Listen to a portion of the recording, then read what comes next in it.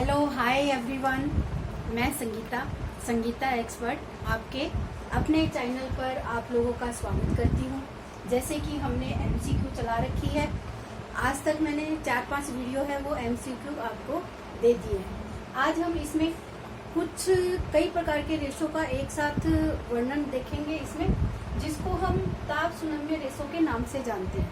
इसमें हम S base test के बारे में भी देखेंगे, डेकोरोन के बारे में भी देखेंगे, आर्लोन के बारे में भी देखेंगे। जो हमारे ये लास्ट रेशे बचते हैं इसके ऊपर हम चर्चा करेंगे। तो हमारा पहला संश्लेषित रेशा डेकोरेन के बारे में है कि पहला संश्लेषित रेशा डेकोरेन को इंग्लैंड में क्या कहा जाता है, तो पॉलिस्टर कहा जाता है। पॉलिस्टर आप सबको पता है कि पॉलिस्टर का कपड़ा कैसा होता है, न तो वो सूती होता है न वो टेरिकोट होता है, कुछ मिक्स टाइप का कपड़ा होता है जिसके ऊपर अम्ल और क्षार दोनों का असर है वो काफी पड़ता है। ताप से ये रेशे है पिघल जाते हैं, ये इसकी क्वालिटी होती है। पॉलिस्टर के रेशे होते हैं, कैसे होते हैं?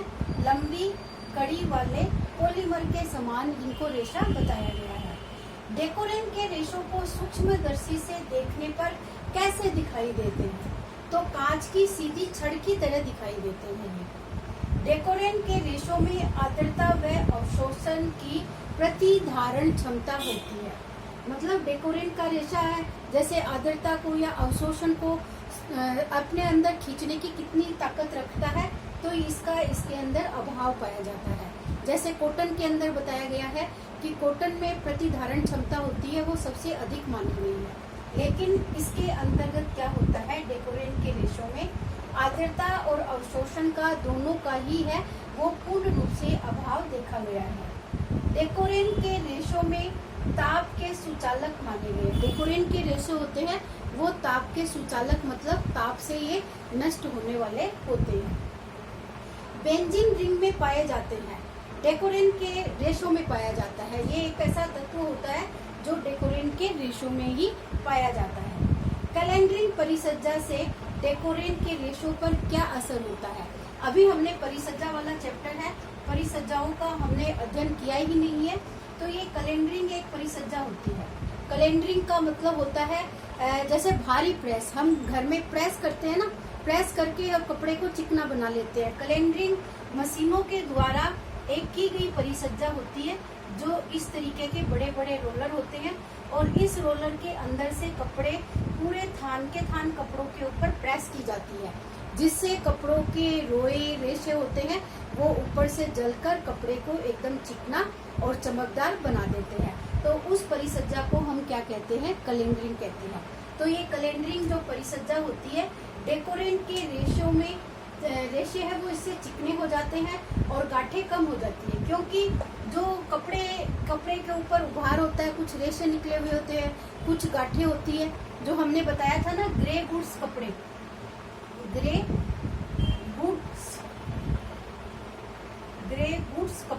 यानी जो करघे से तुरंत उतरा हुआ कपड़ा होता है, उसकी हमें परिसज्जा करनी होती है। तो उस परिसज्जा को करने के लिए हमें क्या करना होता है? कैलेंड्रिंग करना होता है, ताकि उसके अंदर जो गांठें आई है और उसका जो कपड़े का सीधापन है वो सारी प्रक्रिया उसी के माध्यम से करवाई जाती है। तो ये डेकोरेन कैलेंड्रिंग परिसज्जा है। ये डेकोरेन के कपड़े को क्या करता है? चिकना, चमकदार, और उसके ऊपर जितनी भी गांठें होती है उस गांठों को वो पूर्ण रूप से खत्म कर देता है।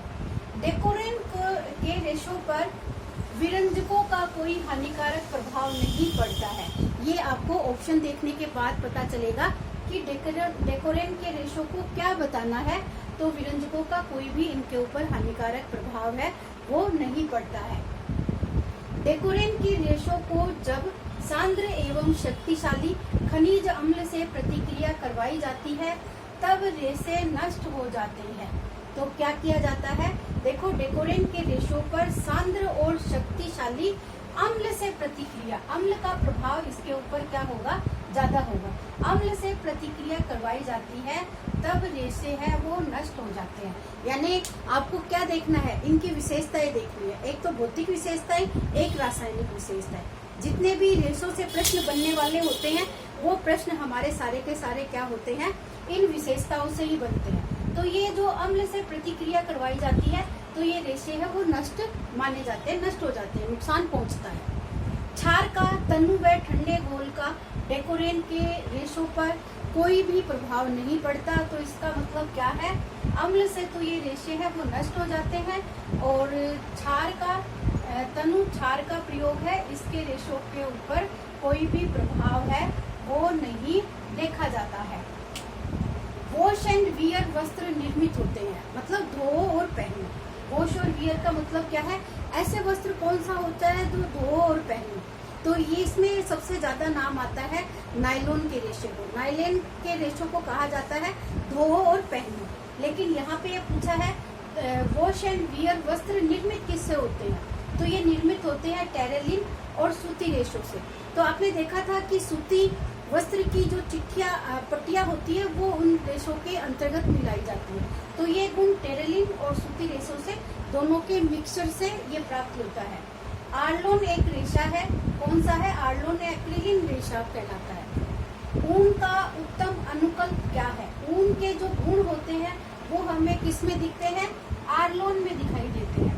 तो ऊन का जो उत्तम अनुकल्प होता है वो कौन सा रेशा होता है, आर्लोन होता है। एस्बेस्टेस की सूक्ष्मदर्शीय रचना होती है, मतलब एस्बेस्टेस आपने खनिज रेशों के अंदर इसको देखा होगा। खनिज रेशों में 3 चीजें पढ़ी थी हमने, एक तो देखा था सोना, एक देखा था चांदी और एक देखा था हमारा एस्बेस्टोस। तो इसको एक तो क्या कहा जाता है, अज्वलनशील रेशा बताया जाता है।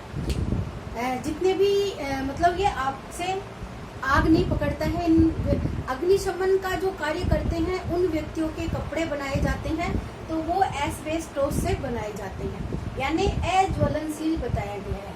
बाकी इसके बारे में और देखेंगे। एस्बेस्टोस को सूक्ष्मदर्शीय रचना इसकी देखें तो कैसी होती है, सीधे होते हैं, लंबे एवं सुई के आकार जैसे दिखाई देते हैं। ये रेशे जंग सिद्ध, अम्ल क्षार सिद्ध एवं अज्वलनशील होते हैं। इतने गुण इसमें एक साथ बताए गए हैं। जंग सिद्ध, अम्ल व क्षार सिद्ध, इन रेशों के ऊपर न तो जंग का प्रभाव पड़ता है, न अम्ल का प्रभाव पड़ता है, न क्षार का प्रभाव पड़ता है, और ये क्या होते हैं, अज्वलनशील भी होते हैं। तो कौन सा रेशा होता है, एस्बेस्टोस के रेशे होते हैं। एस्बेस्टोस का जो प्रश्न पूछा जाएगा तो वो यही पूछा जाएगा कि अज्वलनशील वस्त्र किससे निर्मित होते हैं। तो किसी भी तरीके से प्रश्न की जो भाषा है, लैंग्वेज है, वो चेंज करके पूछा जा सकता है कि एस्बेस्टोस कौन सा रेशा है, किस वर्ग में आता है, प्राकृतिक में आता है, वनस्पतिक में आता है, प्रोटीन युक्त आता है, या खनिज वर्ग में आता है। तो वो आपको ध्यान रखना होगा। ऐसे इसके ऊपर कई प्रश्न है वो बनाए जा सकते हैं। तो आज का वीडियो इतना ही। अगर आपको पसंद आए तो चैनल को लाइक शेयर करना नहीं भूले, क्योंकि लाइक शेयर से आपके कोई पैसे नहीं लगने वाले हैं, जो आपको फ्री में सेवा मिल रही है। तो कम से कम आप इस चैनल को कम से कम लाइक शेयर तो जरूर करें। Thank you everyone, all the best.